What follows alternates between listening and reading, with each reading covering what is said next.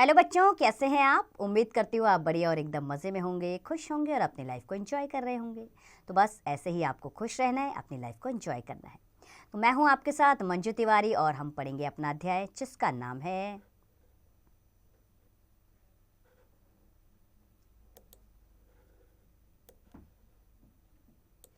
आओ धरा को स्वर्ग बना दें। तो चलिए बच्चों, सबसे पहले पाठ परिचय ले लेते हैं। तो धरती पर व्याप्त अराजकता व असामाजिकता से कवि बहुत आहत है। उसको यह दृढ़ आकांक्षा है कि हम सब मिलकर इस धरती से सारी बुराइयों को इस प्रकार समाप्त करें कि यह धरती स्वर्ग की झांकी के समान दिखने लगे।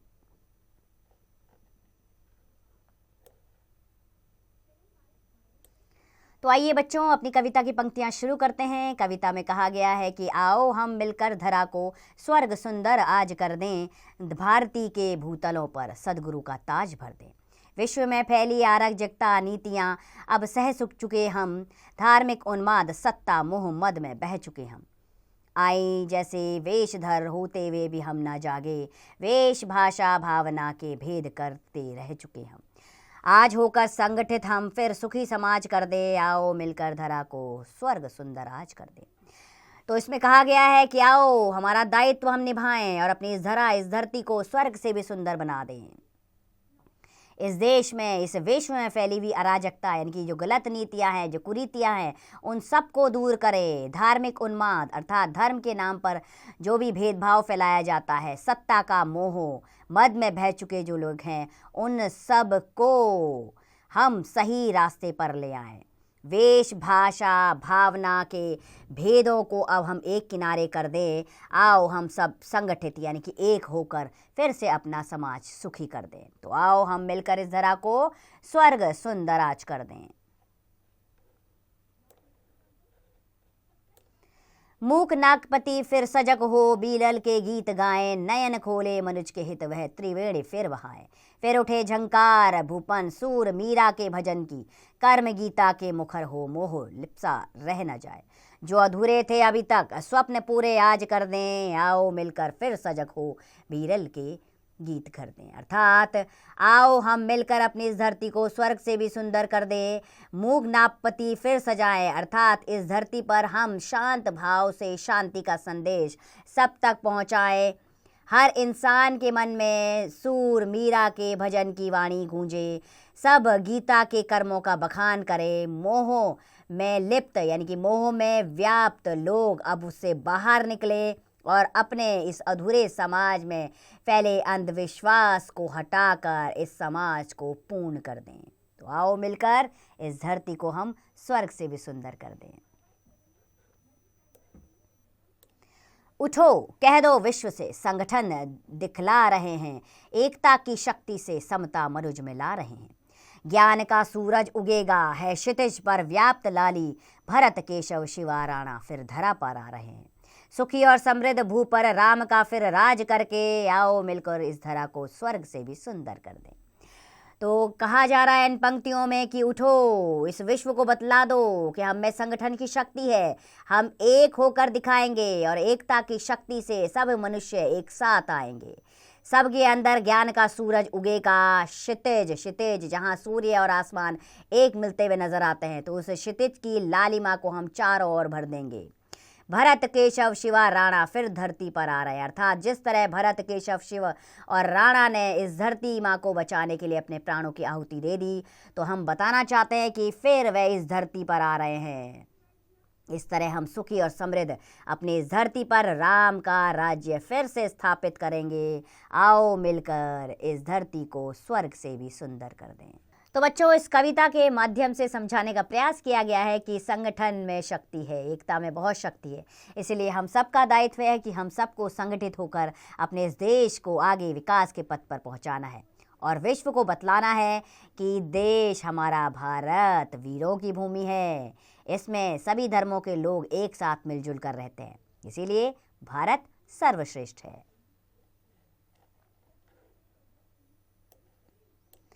आइए अब शब्दार्थ पर आते हैं। तो इस पाठ में आए शब्दार्थ हैं धरा यानी धरती, पृथ्वी, भूतल, धरती, जगत गुरु यानी कि संसार का गुरु। प्राचीन काल में भारत को संसार का गुरु माना जाता था। मद अहंकार, मुख मौन, सजग जगलग और वीरता, वीरता का अर्थ है वीरता। और नयन नेत्र, आँख, भू धरती, पृथ्वी स्वप्न सपना, समता समानता, क्षितिज जहाँ धरती और आकाश मिलते प्रतीत होते हैं। अब हम अभ्यास कार्य की ओर बढ़ेंगे बच्चों। सबसे पहले कविता से बातों बातों में आपको मौखिक रूप से उत्तर देने हैं। क, बालक किस प्रकार के विश्व की कामना कर रहे हैं? बालक एकता में शक्ति जैसे विश्व की कामना कर रहे हैं, अर्थात जिसमें सब संगठित होकर रहें। इसी प्रकार बाकी के प्रश्नों के उत्तर दीजिएगा आप। अगला प्रश्न है सही विकल्प चुने। तो बच्चों इसका क प्रश्न है कवि के अनुसार हमारे कर्म किस पर आधारित होने चाहिए? कुरान पर, बाइबल पर, गीता पर, रामायण पर। सही विकल्प है 100 गीता पर। ख, कवि किसके राज की कामना कर रहा है? कृष्ण के, रावण के, राम के, दशरथ के। सही विकल्प है 100 राम के। ग, किसकी शक्ति मनोज में एकता ला सकती है? संगठन की, अनेकता की, भिन्नता की, इनमें से कोई नहीं। सही विकल्प है अ, संगठन की। तीसरा प्रश्न लिखिए संक्षेप में। क, अधूरे स्वप्न पूरे करने के लिए बालक किन किन चीज़ों को एक बार फिर लाने के इच्छुक है? तो अधूरे स्वप्न पूरे करने के लिए बालक धार्मिक उन्माद को खत्म करना चाहता है, सत्ता के मोह को खत्म करना चाहता है और समाज में उत्पन्न भेदभाव को समाप्त करके सबको समान रूप से एक साथ लाना चाहता है। इसी प्रकार बाकी के प्रश्नों के उत्तर दीजिएगा बच्चों विस्तार से। क, धरती को स्वर्ग किस प्रकार बनाया जा सकता है? धरती को स्वर्ग बनाने के लिए यहाँ असमानता को समाप्त करना होगा, धर्म के नाम के भेदभाव को समाप्त करना होगा और जातियाँ, कुरीतियाँ, इन सब को खत्म करके ही हम अपने धरती को स्वर्ग सा सुंदर बना सकते हैं। ख और ग प्रश्नों के उत्तर आप स्वयं देंगे। पांचवा प्रश्न निम्नलिखित पंक्तियों के आशय स्पष्ट कीजिए। क, आर्यों जैसे वंशधर होते हुए भी हम ना जागे, वेश भाषा भावना के भेद करते रह चुके हम। अर्थात इन पंक्तियों का आशय यह है कि आर्यों ने कभी भी किसी के आगे सर नहीं झुकाया, हम उनके वंशधर हैं, अर्थात उन्हीं की पीढ़ी है। तो इसीलिए हमें भी जागना होगा और अपने देश में फैली वेश भाषा भावना सबके भेद को मिटाकर सबको संगठन की शक्ति को मानना होगा। अगली पंक्ति का आप आशय स्वयं प्रकट करेंगे। छठा प्रश्न है निम्नलिखित पंक्तियों का काव्य सौंदर्य स्पष्ट कीजिए। फिर उठे झनकार भूपन सूर मीरा के भजन की, कर्म गीता के मुखर हो मोह लिप्स न रहे। अर्थात इसमें काव्य सौंदर्य बताया गया है कि हमें सूर मीरा के भजन को सुनना चाहिए जो मन को शांत करते हैं और गीता के कर्म के अनुसार अपने जीवन को सुख में बनाना चाहिए, जीवन में मोह को त्याग कर आगे बढ़ना चाहिए। अब भाषा बोध पर आते हैं। वह उपयुक्त संक्षिप्त शब्द जो अनेक संबद्ध शब्दों के लिए शीर्षक का कार्य करता है वाक्यांश के लिए शब्द या एकल शब्द कहलाता है। निम्नलिखित शब्दों के लिए उचित वाक्यांश लिखिए। धार्मिक, धर्म को मारने वाला। इसी प्रकार बाकी के लिए वाक्यांश आप स्वयं लिखेंगे। प्रत्यय व शब्दांश है जो किसी शब्द के अंत में जुड़कर उसके अर्थ में परिवर्तन ला कर देते हैं अथवा उनके अर्थ को पूरी तरह बदल देते हैं। निम्नलिखित शब्दों में एक प्रत्यय लगाकर नए शब्द बनाइए। उदाहरण के लिए शिक्षा शैक्षिक, तो धर्म का धार्मिक। इसी प्रकार बाकी के प्रत्यय स्वयं बनाएं। समास, विभक्ति विहीन दो या दो से अधिक शब्दों के सार्थक योग को समास कहते हैं। समास युक्त पद को समस्त पद कहते हैं। नौवां प्रश्न है निम्नलिखित पदों का समास विग्रह कीजिए व समास का नाम लिखिए। चरण कमल, चरण के समान कमल, इसमें कर्मधारय समास है। इसी प्रकार बाकी का समास विग्रह स्वयं करेंगे आप। निम्नलिखित शब्दों को शुद्ध रूप में लिखिए।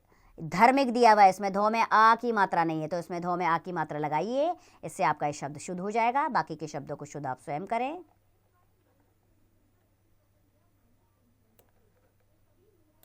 क्रियाकलाप, आपके अनुसार आज विश्व में कौन कौन सी बुराइयां कुरीतियां विद्यमान हैं? इन कुरीतियों को दूर करने के लिए आप क्या उपाय करना चाहेंगे? अपने विचार लिखिए। तो विचार लिखिएगा इसमें। बालकृष्ण शर्मा नवीन ने भारतवर्ष का गुणगान सत्य में स्वर में इस प्रकार किया है। कोटि कोटि कर्णों से निकली आज यही स्वरधारा है, भारतवर्ष हमारा है, ये हिंदुस्तान हमारा है। इसी प्रकार एक कवि गोपाल दास नीरज का उद्घोष इस प्रकार है। जलाओ दिए पर रहे ध्यान इतना अंधेरा धरा पर कहीं रह ना जाए। दी गई कविता की पंक्तियों को ओजपूर्ण स्वर में अपने शिक्षक को सुनाए। राष्ट्र प्रेम व देश प्रेम से संबंधित अन्य कविताओं का संग्रह पुस्तकालय की हिंदी पुस्तकों से करे व उन्हें स्मरण रखने का प्रयत्न करें। स्वतंत्रता दिवस, गांधी जयंती, बाल दिवस, गणतंत्र दिवस आदि अवसरों पर समारोह में भाग लेकर भी आप इन कविताओं को सुना सकते हैं। तो बच्चों, इन समारोह में इस तरह की कविताओं का मंचन ज़रूर कीजिए। इन्हें स्वर वाचन के साथ सुनाइए, ओजपूर्ण स्वर में सुनाइए। देखिए, आपकी वाणी सब तक पहुंचेगी और सब इस कविता का अर्थ ज़रूर समझेंगे। मुझे आपसे यही उम्मीद है कि आप भी संगठन की शक्ति को समझते होंगे। आप भी संगठित होकर चलेंगे अपने मित्रों के साथ और अपने समाज के साथ। इसी के साथ खुश रहिए, स्वस्थ रहिए, मस्त रहिए।